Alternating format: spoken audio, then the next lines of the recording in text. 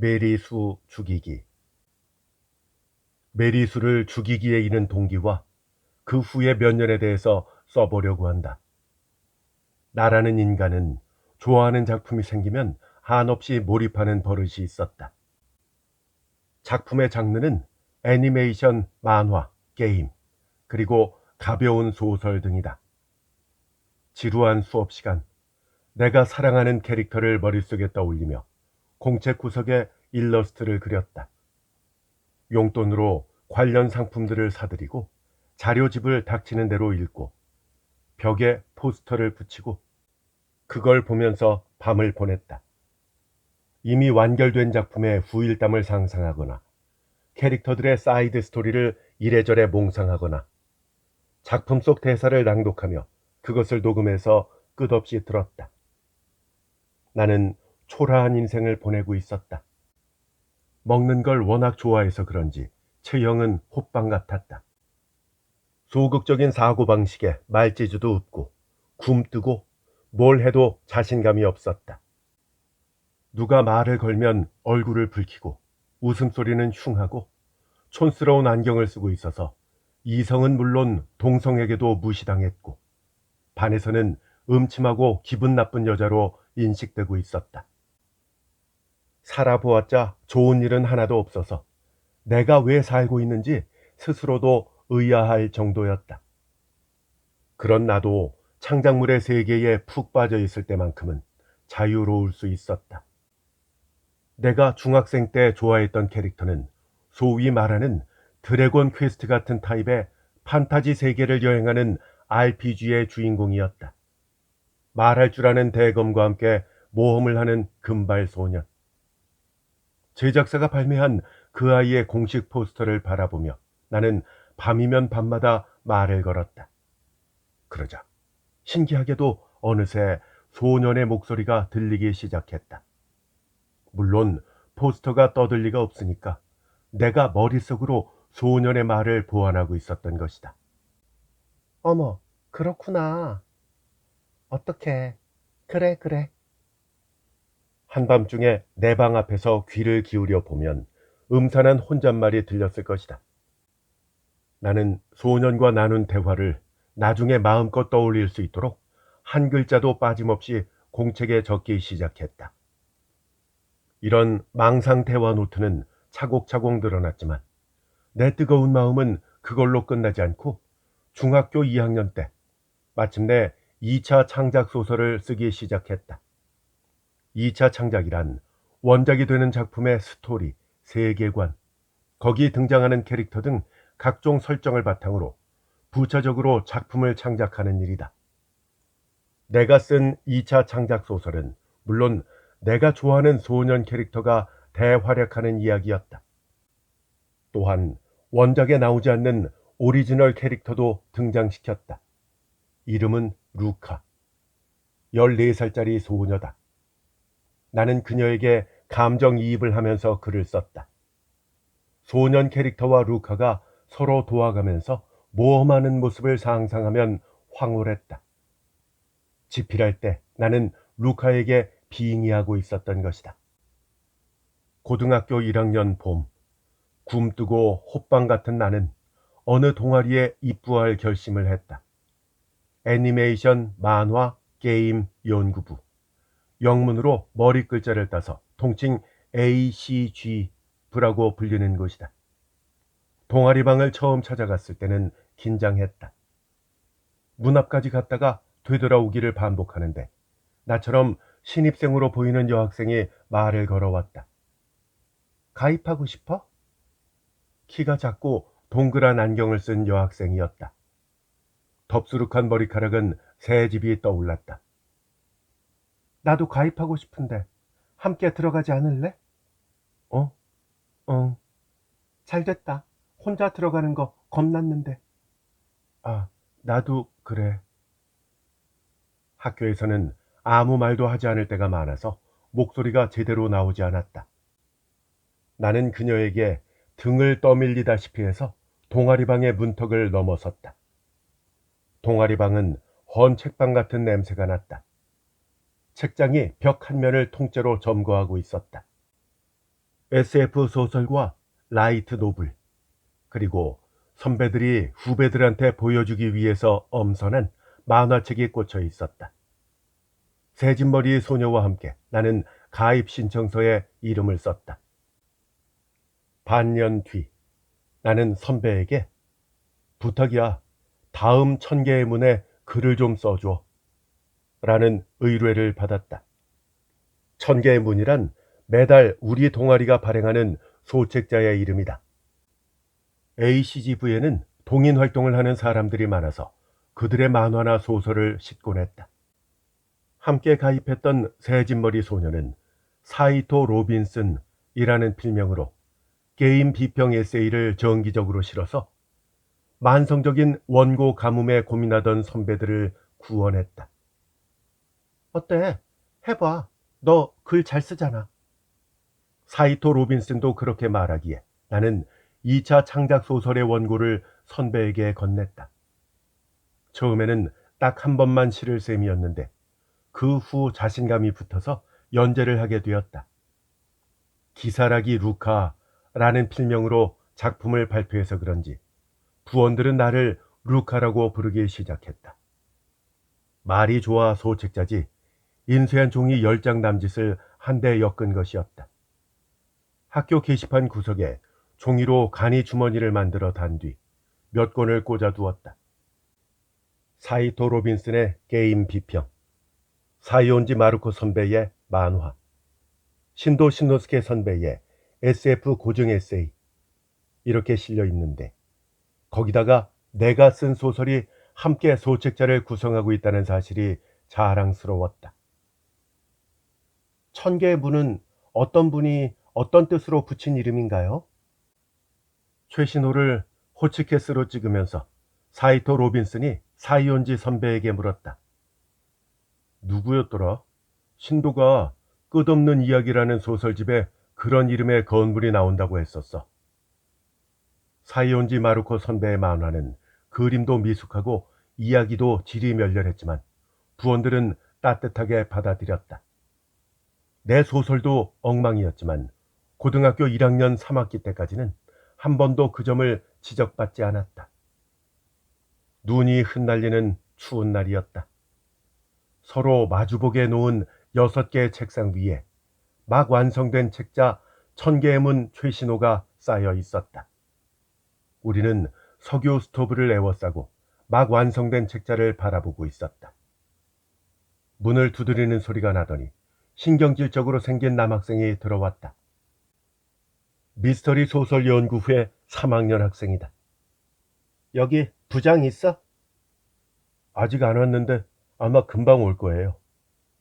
신도 신노스케 선배가 그렇게 말하자 그는 책상 위에 놓인 소책자를 쳐다보았다. 이거 최신호냐? 가져가도 돼? 물론이죠. 기꺼이. 그는 페이지를 들추기 시작했다.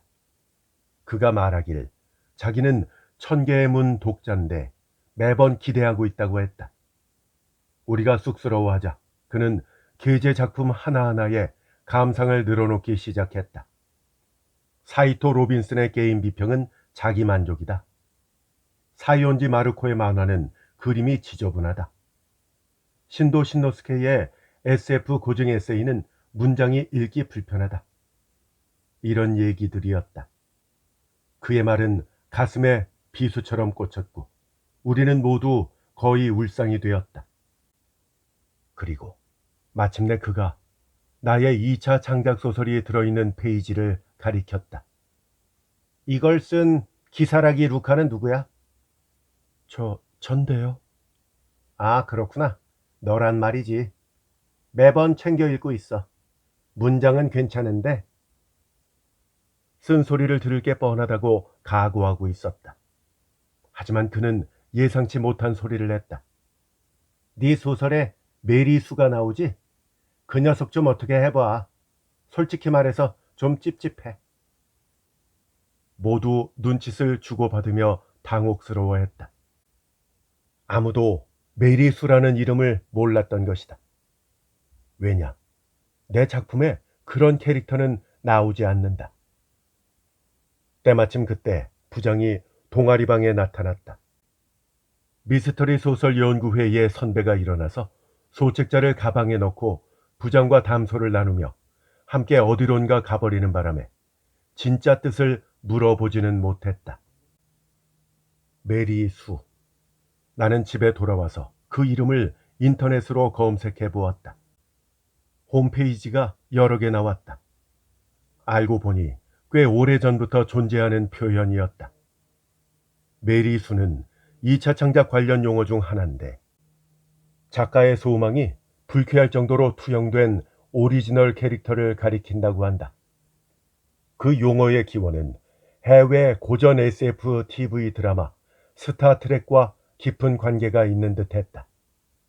스타트rek은 제목 정도는 나도 알고 있다.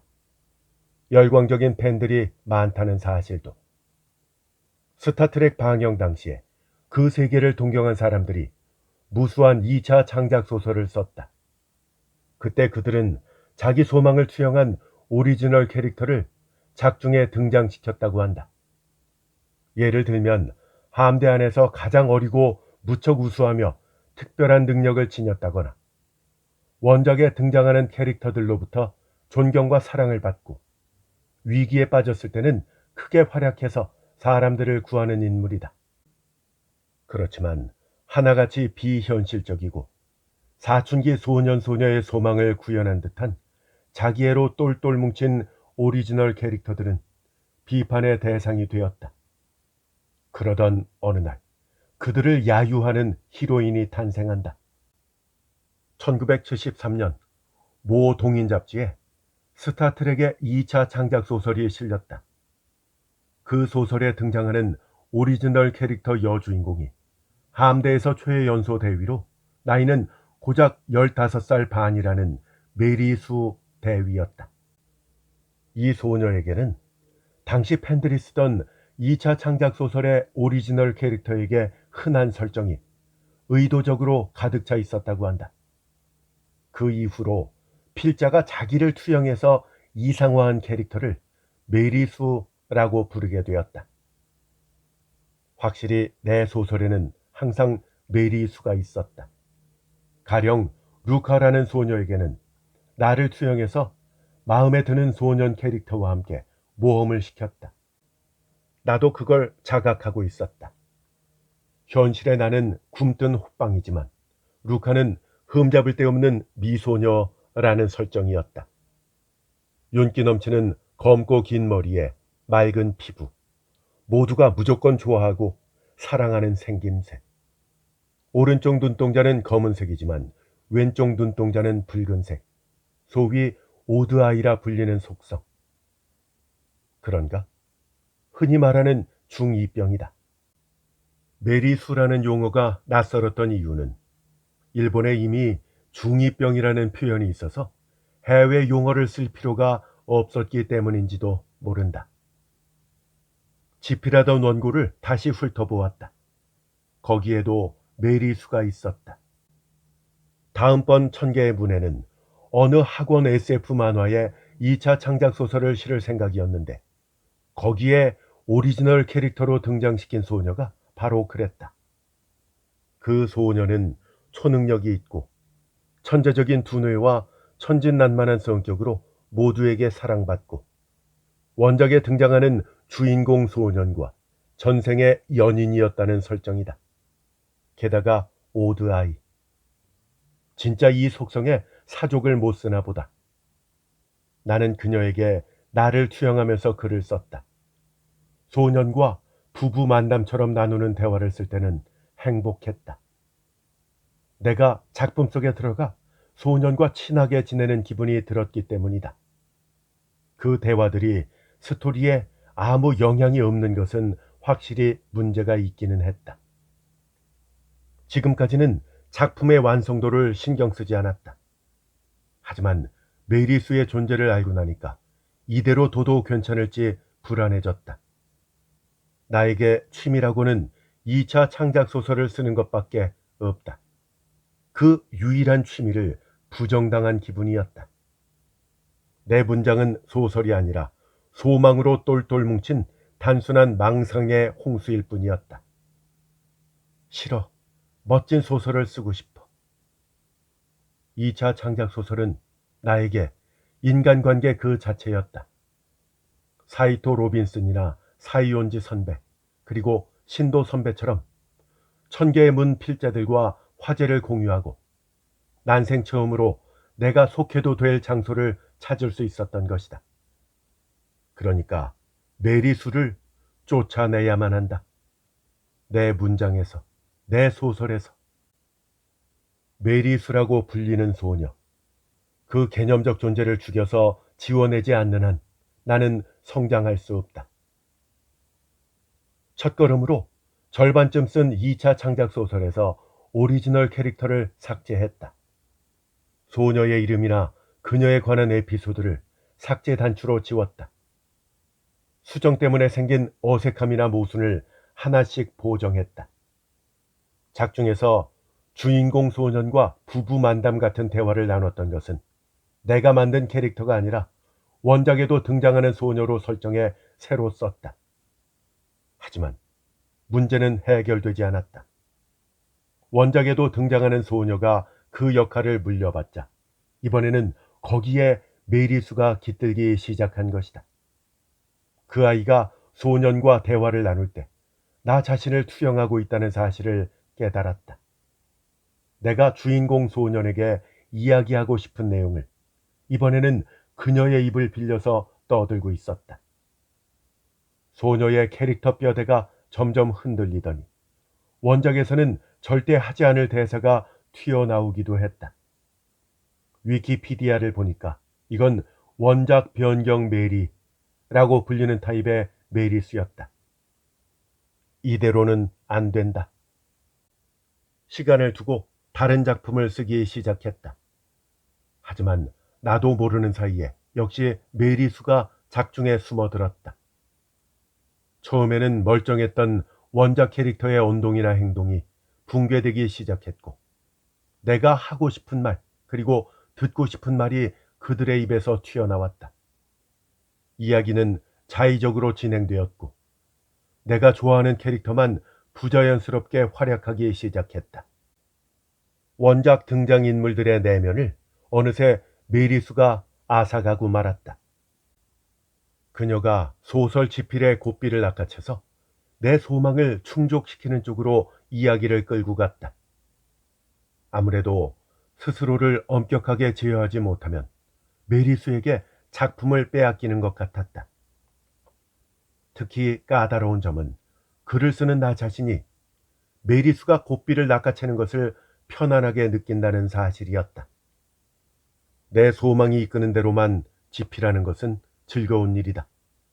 창작의 고통은 존재하지 않고 쾌락만 있기 때문이다. 커피를 마시면서 나는 과거의 작품을 되읽고 대책을 고민했다. 애초에 메리수는 어째서 내 소설에 고개를 내미는 것일까? 틀림없이 내가 굼뜬 호빵 같은 사람이기 때문이다. 뱃살은 두둑하게 잡히고 얼굴도 퉁퉁 부어있다.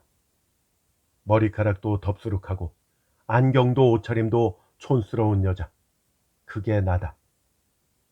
매사에 자신감이 없고 언제나 주눅이 들어있는 나 같은 사람에게 말을 걸어주는 사람은 우리 동아리 친구들밖에 없었다. 사이토 로빈슨하고도 반이 달라서 나는 교실에서는 언제나 외톨이였다.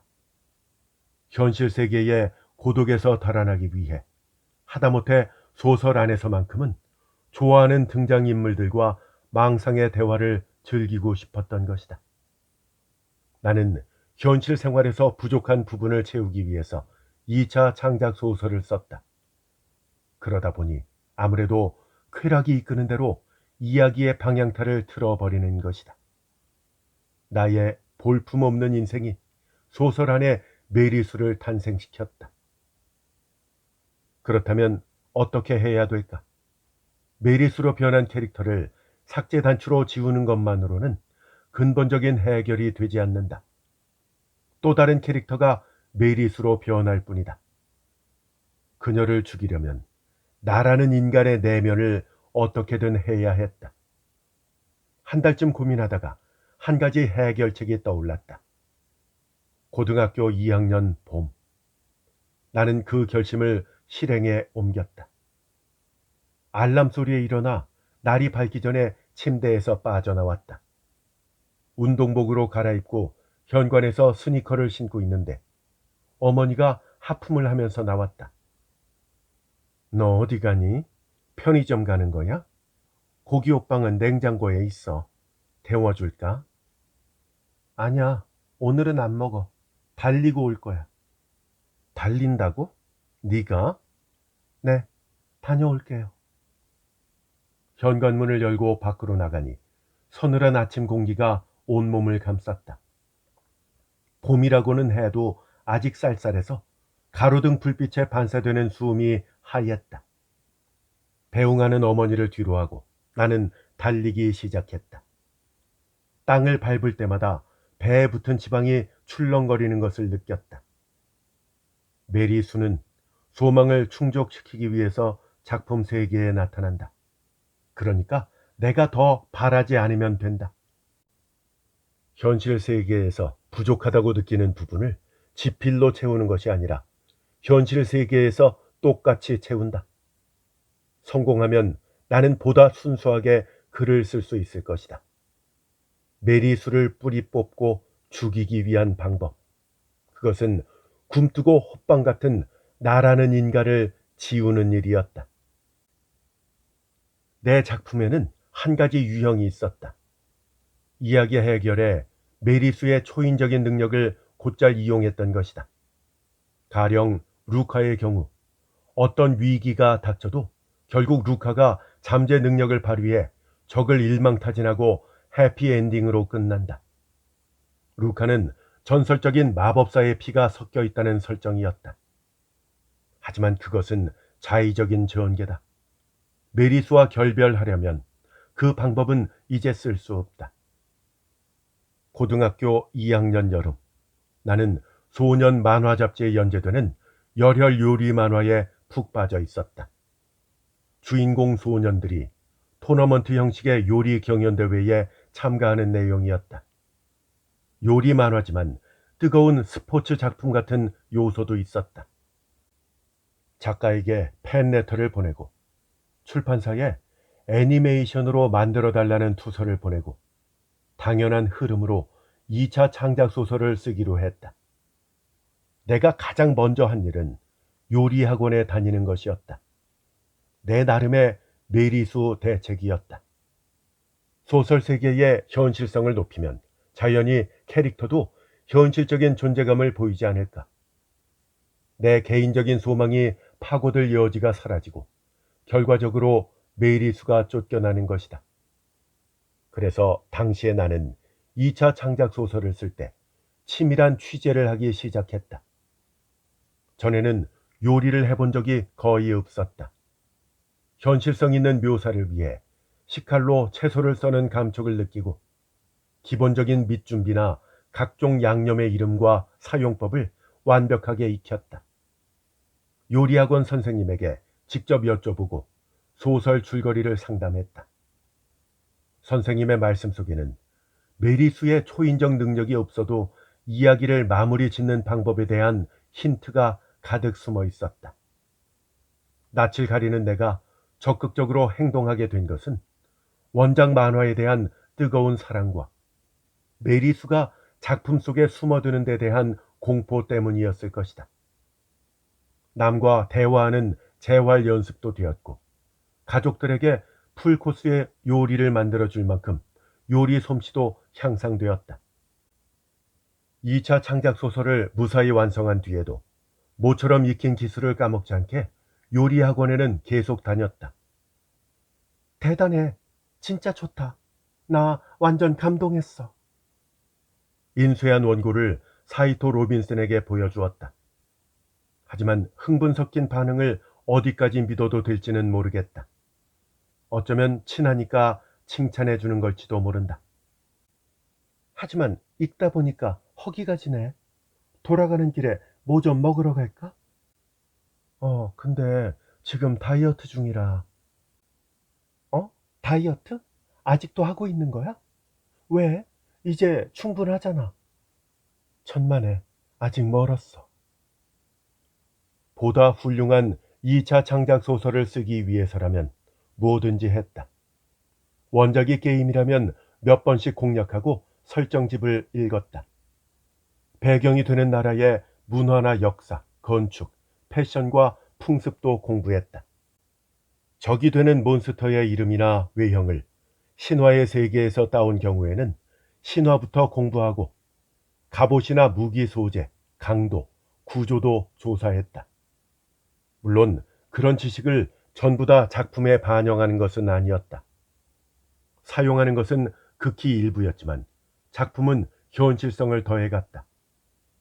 자의적인 메리수가 침입하려고 해도 주변의 견고한 세계관과 외따로 노는 게 보이니까 바로 삭제 단추로 무찌를 수 있었다. 주인공 소녀가 이유도 없이 주변 사람들에게 사랑받는 묘사도 그만두었다. 전형적인 나의 개인의 소망이다. 그렇다고 작품에서 연애 요소를 배제하지도 않았다.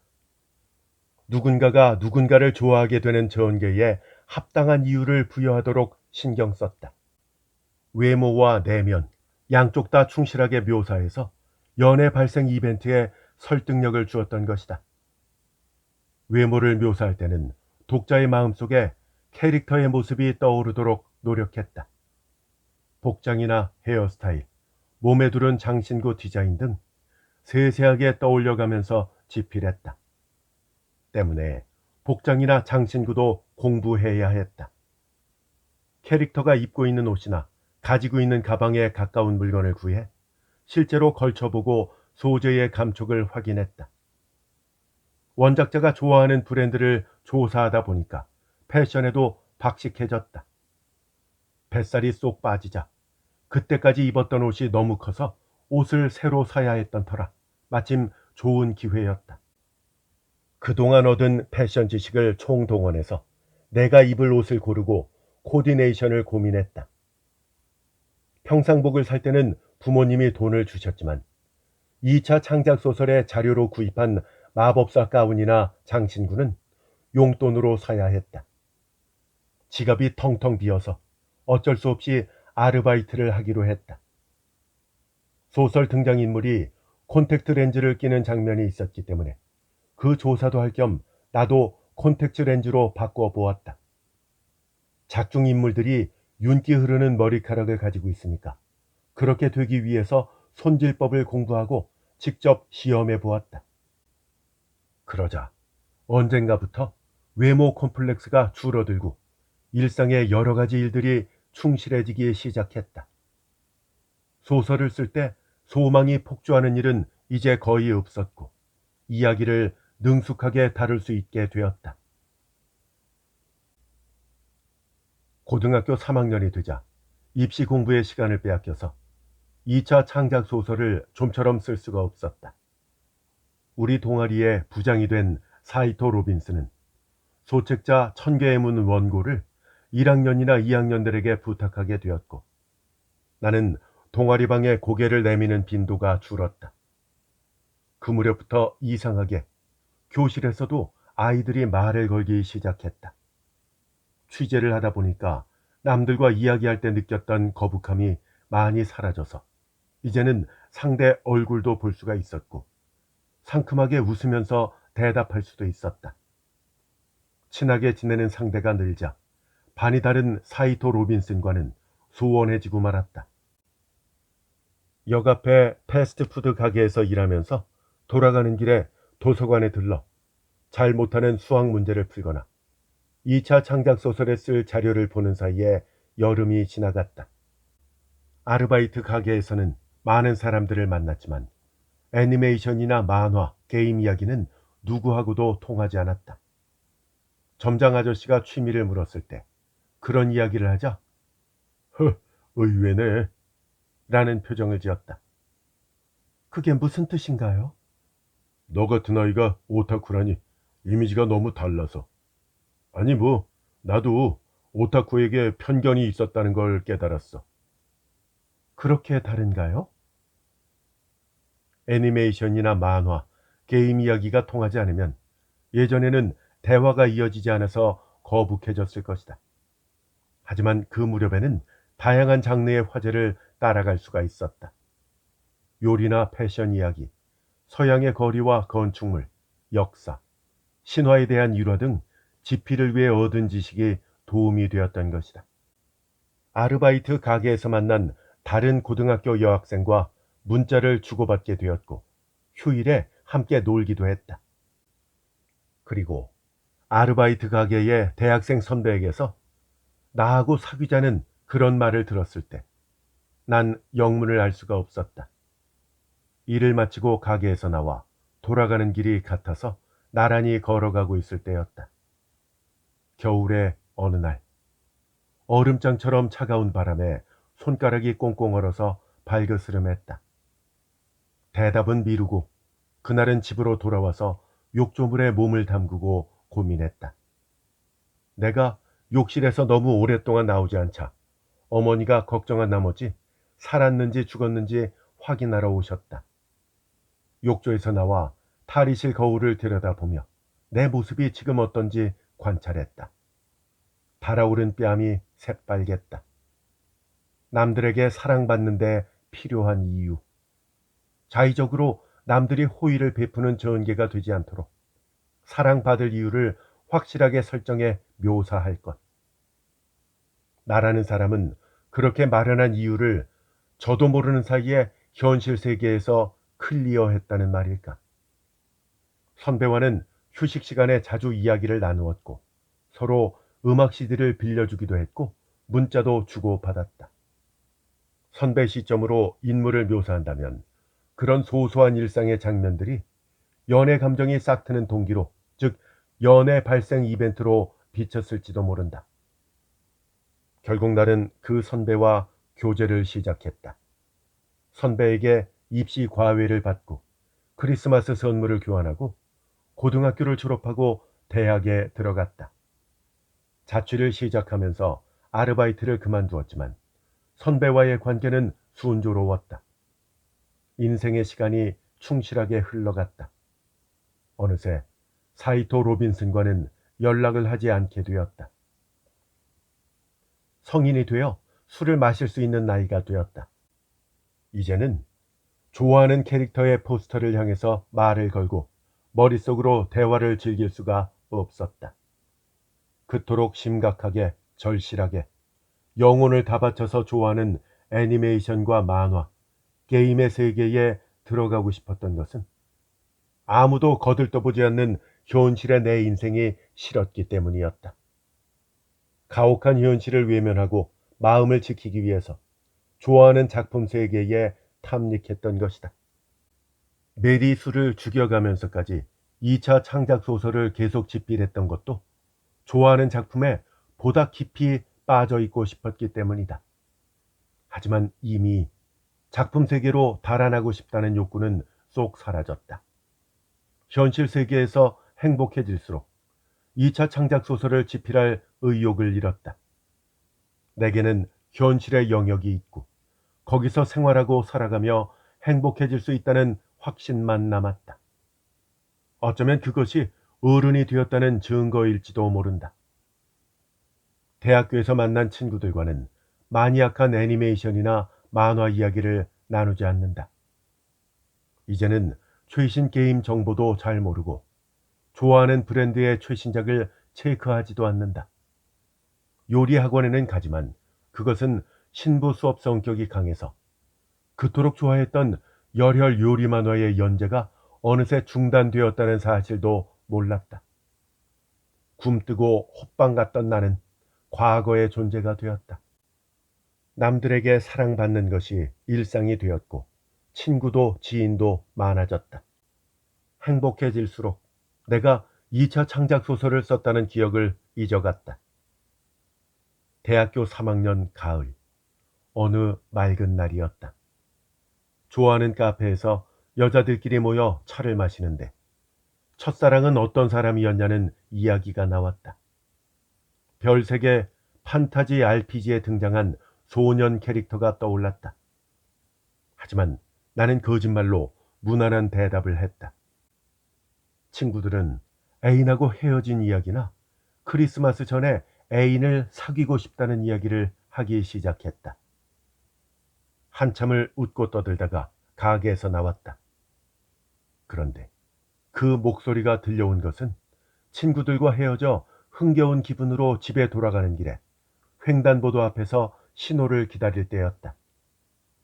루카, 기시라기 루카, 이런 우연이 다 있네. 그 목소리, 그리고 그 이름을 떠올리는데 몇 초가 필요했다. 목소리가 들린 쪽에서 동그란 안경을 쓴 키 작은 여자가 다가왔다. 새집 같은 더벅머리. 사이토 로빈슨이었다. 우리는 가까운 카페로 자리를 옮겨 마주 앉았다. 그녀는 고등학교 때와 하나도 변한 것이 없었다. 대학교에 다니면서 출판사에서 편집 아르바이트를 하며 기고가로도 활동하고 있다고 했다. 그녀는 직접 디자인했다는 명함을 내밀면서 신변 이야기를 잠깐 하다가 이렇게 말했다. 혹시 너 들었니? 사이온지 선배 소식 말이야. 선배가 왜? 데뷔했어. 장려상을 받고 잡지에 만화가 실렸거든. 그림 실력이 엄청 들어서 보고 깜짝 놀랐다니까. 완전히 프로의 그림이야. 프로가 됐다고? 정말 굉장하다. 사이온지 선배 재능이 있었구나. 재능만 있었던 게 아니야. 노력도 한 거지. 기사라기 루카한테 질 수 없다는 생각으로. 나는 무슨 소린가 싶어서 사이토 로빈슨의 얼굴을 보았다. 네 소설 어느 순간부터 쭉쭉 성장했잖아. 사이온지 선배는 졸업한 후에도 날 찾아와서 1000개의 문에 실린 네 원고를 체크했어. 우리는 널 보고 깨달았지. 사람은 노력으로 향상될 수 있다는 걸. 근데 넌 요새 어떤 글을 써? 내가 입을 꾹 다물고 있자 사이토 로빈슨이 한숨을 쉬었다. 설마 하긴 했지만 글을 안 쓰는구나. 너무 아깝다. 글을 쓸 수가 없어. 쓸 필요가 없으니까. 이제 2차 창작은 그만두었거든. 이제는 가상 세계를 사랑할 수가 없어.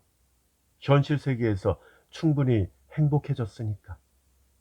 난 그런 걸 용납할 수 없어. 너한테는 소설을 쓸 능력이 있잖아. 어때? 제안 하나 할게. 이번에 내가 알바하는 편집부에서 라이트 노블 라인을 만들 거거든? 근데 원고가 좀 부족해. 하나 써보지 않을래? 쓰다니 뭘? 내가 이렇게 반문하자 사이토 로빈슨이 단호한 표정으로 말했다. 네 오리지널 작품 말이야. 당연한 소리를 묻고 있네. 2차 창작을 그만뒀으면 마침 잘 됐다.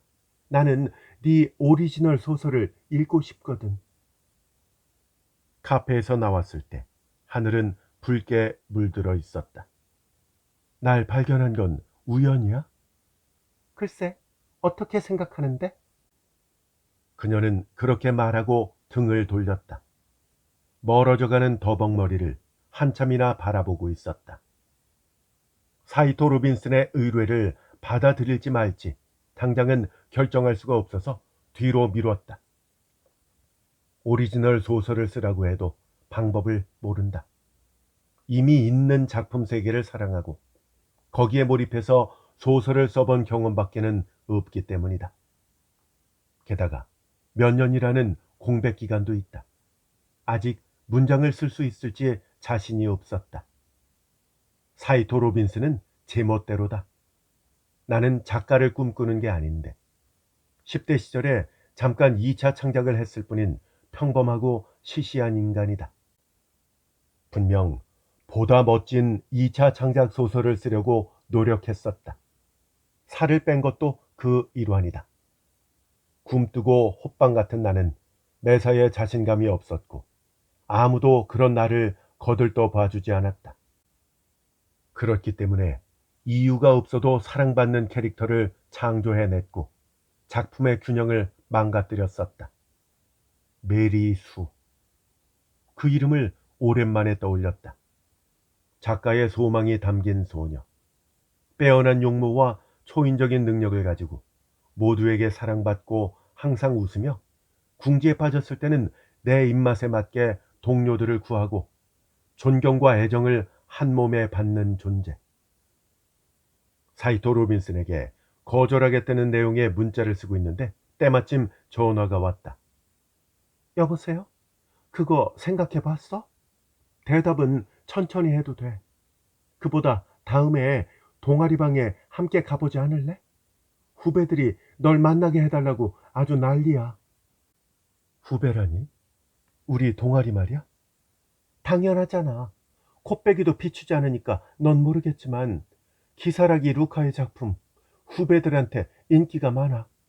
다들 천개의 문 과월호를 뒤져서 시간 가는 줄도 모르고 읽는다니까.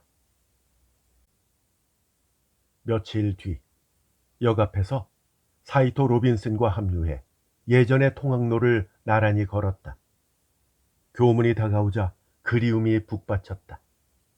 토요일이라 학교 안은 인기척이 없었다. 고작 몇 년밖에 지나지 않았는데 신발장 주변의 냄새나 복도에 울리는 목소리가 자아내는 분위기에 일일이 감동했다. 나와 사이토 로빈슨은 손님용 슬리퍼를 신고 동아리 방으로 향했다. 여기서 널 처음 만났지. 사이토 로빈슨이 동아리 방 문 앞에 멈춰서서 말했다. 나는 고개를 끄덕였다. 그날 안에 들어가는 것이 무서워서 몇 번이나 발길을 돌렸다. 그녀가 말을 걸어주지 않았다면 가입하지 않은 채로 인생이 지나가 버렸을지도 모른다. 사이토 로빈슨은 문을 두드리고 곧바로 동아리 방으로 들어갔다. 하지만 동아리 방에는 아무도 없었다. 나를 만나고 싶다는 후배들 몇 명이 휴일인데도 등교해서 동아리 방에서 기다리고 있는 것이 아니었나? 동아리 방은 옛날 그대로였다. 마주 보게 놓은 6개 책상 위에는 스크린톤 조각이 붙어 있었다. 지금도 이곳에서 누군가가 만화를 그리고 있는 것이다. 미안, 시간을 착각했나 봐. 사이토 로빈슨이 휴대전화로 문자를 확인했는데 1시간이나 일찍 동아리방에 도착한 것 같았다. 어떡할래? 어디서 커피라도 마시고 올까? 아니, 그냥 여기 있을래. 금방 누가 오겠지 뭐. 의자에 걸터 앉아 멍하니 안을 바라보았다. 그립다. 넌 그렇겠지. 난 자주 오니까 그렇지만도 않아.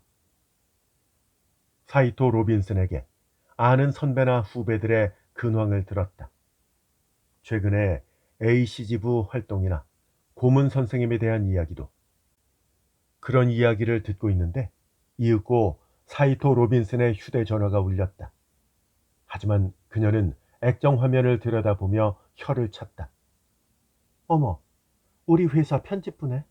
잠깐만 기다려. 업무 전화를 받기 위해 복도로 나갔다. 나는 동아리방에 혼자 남았다. 책장에 꽂힌 1000개의 문을 바라보며 시간을 때우기로 했다. 최신호의 표지 일러스트를 보아도 지금의 나는 거기 그려진 캐릭터의 이름조차 모른다.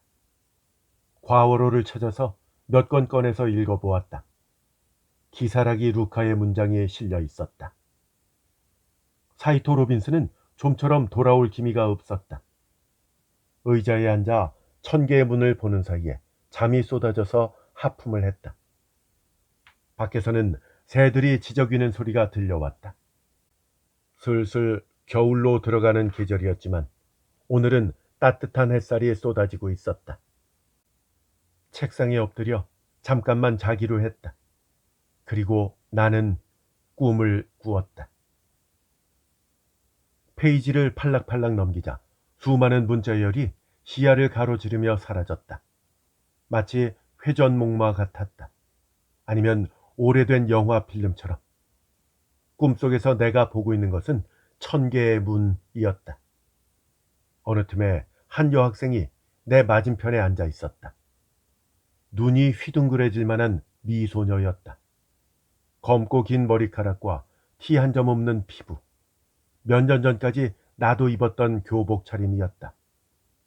미소녀는 나를 보더니 살쭉 실눈을 떴다. 야, 오랜만이야. 그녀는 뺨에 내려온 머리카락을 가녀린 집게 손가락으로 쓸어올려 귀에 걸었다.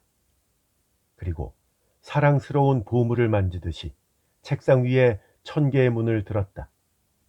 우리 어디서 만났던가요? 나는 물었다. 그리고 알아차렸다. 소녀의 눈은 양쪽의 색깔이 달랐다. 오른쪽 눈동자는 검은색이지만 왼쪽 눈동자는 붉은색, 즉 오드아이다. 벌써 잊었어? 네가 날 죽였잖아. 소녀가 미소를 머금었다. 입술 사이로 하얀 치아가 보였다. 사람들이 무조건 좋아할 수밖에 없는 매력적인 표정이다. 하지만 나는 그 놀라운 고백을 듣고도 동요하지 않았다. 마치 자연스러운 일처럼 응, 그렇구나 하고 받아들였다. 우리는 마주 앉은 채로 1000개의 문을 펼쳤다. 너 지금도 글을 쓰니? 그녀가 물었다. 음악처럼 편안한 목소리. 10대 시절의 내 소망, 꿈, 아이 같은 망상. 누구한테나 사랑받는 만능의 존재. 그리고 미움받으며 작품 세계를 붕괴시키는 존재. 그것이 바로 그녀다. 메리 수. 난 지금은 안 써. 내가 이렇게 대답하자 소녀는 1000개의 문을 내려놓더니 팔짱을 끼고 나를 쳐다보았다. 어딘가 좀 오만한 태도다. 넌 어른이 돼서 세상과 잘 타협했구나. 이제 글 쓸 필요가 없어서. 너 자신을 위해서는 그럴지도 모르지. 그게 무슨 뜻이야? 너 말고도 네 글을 기다리는 사람이 있다는 뜻이야. 근데 그건 행복한 일이야. 게다가 사실은 너도 그러길 바라고 있지? 다만 두려울 뿐이야. 맞지? 미소녀는 자리에서 일어나 동아리방을 나가려 했다. 우아한 동작, 가냘픈 팔다리, 마치 발레라도 하는 것처럼. 나는 그 뒷모습을 불러세웠다. 잠깐만, 메리수, 또 만날 수 있니? 그렇게나 거부해놓고? 하긴. 하지만 이 소녀를 잊어서는 안 될 것 같았다. 10대 시절의 가련한 기억, 외롭고 불안해서 무너질 것만 같았던 기억, 살아있어도 무엇 하나 좋은 일이 없어서 내가 왜 사는지 이해가 가지 않았던 날들. 이것들을 잊으면 나라는 사람도 사라질 듯한 그런 불안에 사로잡혔다. 언제든지 만날 수 있어. 어른이 되어도 불러주면 또 옛날처럼 작품을 망가뜨려 줄게. 메리수는 이렇게 말하고 동아리방에서 나갔다. 그 순간 나는 잠에서 깨어났다.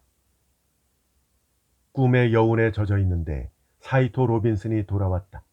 그리고 바로 후배들도 도착했다. 후배들은 열광적으로 나를 환영해 주었다. 내 작품을 몇 번이나 읽었다는 아이도 있고 그걸 계기로 원작 게임이나 만화에 관심을 가졌다는 아이도 있었다. 난 프로 작가도 아닌데 왠지 미안한 마음이 들었다. 눈 깜짝할 사이에 시간이 흘러서 배웅을 받으며 학교를 뒤로 했다. 사이토 로빈슨이 교문 밖으로 나와서 조금 걷다가 멈춰 서더니 자, 어때? 하는 표정으로 나를 보았다. 널 만난 저 후배들의 빛나는 얼굴 봤니? 다들 네 글을 좋아한다니까? 새집 같은 머리를 극적이며 사이토 로빈슨이 멋쩍게 말했다. 그리고 누구보다 네 소설을 읽고 싶은 사람이 바로 나야. 네 책을 만들고 싶어. 꿈속에서 메리수가 했던 말이 떠올랐다. 내 글을 기다리는 사람이라는 건 혹시 그녀일까? 아니면 후배들일까? 그것도 아니면 10대 시절의 나처럼 창조된 작품 세계에 매달려 살아가는 아이들일까? 하지만 내가 오리지널 소설을 쓴다고? 난 방법을 잘 모르겠어. 완전한 창작으로 나만의 이야기를 쓴다는 것. 너무 어려운 일 아닐까? 내가 그렇게 말하자 사이토 로빈슨이 눈을 반짝였다. 그건 나한테 맡겨. 내가 함께 고민해 줄게. 몇 시간이라도. 아, 좋다. 아주 신나는데? 그 후로 바쁜 나날이 흘러갔다. 대학교 친구들이 밥을 먹으러 가자고 해도 거절하는 일이 늘었다. 애인에게는 기사라기 루카라는 펜네임이나 내가 과거에 소설을 썼다는 이야기를 털어놓았다. 강의 시간에도 노트에다가 잔뜩 메모를 해서 구성을 짰다. 패밀리 레스토랑에서 사이토 로빈슨과 만나 드링크 바를 주문하고 몇 시간씩 토론해 이야기의 설정을 짜냈다. 처음에는 추상적인 비주얼이 단편적으로 존재할 뿐이었다. 그것을 언어적, 논리적으로 이어갔다. 도서관에서 자료를 모으고 작품의 현실성을 만들어내기 위해서 공부에 시간을 썼다. 마치 어미새가 소중하게 알을 품어 온기를 바치듯이 나는 이야기를 품었다. 그것이 스스로 살아 숨쉬고 안에서 껍질을 깨고 밖으로 나오기를 기다렸다. 드디어 글을 쓰기 시작해도 되겠다고 판단한 날, 결심을 굳히고 컴퓨터 앞에 앉았다. 하지만 손가락이 움직이지 않았다. 2차 창작이 아닌 내 세계의 여행이 시작된다. 무엇이든 쓸 수 있다는 자유가 두려웠던 것이다. 나는 마음속으로 그녀의 이름을 불렀다. 메리수, 도와줘. 누군가의 세계를 빌려 소설을 썼을 때는 그런 생각을 하지 않았다. 하지만 그날만큼은 그녀에게 도움을 청하지 않으면 첫걸음을 뗄 수가 없었다. 자부심이 필요했다. 글을 쓴다는 두려움도 모르고 무아지경으로 전진했던 옛날의 열정. 그것이 필요했던 것이다. 나는 앞으로 자아낼 나의 세계, 아직 보지 못한 이야기가 풍요로운 결실을 맺도록 기도했다. 도중에 포기하는 일 없이 주인공들의 모험이 계속되기를, 그리고 이 지필이 즐거운 작업이 되기를. 천천히 심호흡을 하고 마음을 가다듬었다. 그리고 나는 타이핑을 시작했다.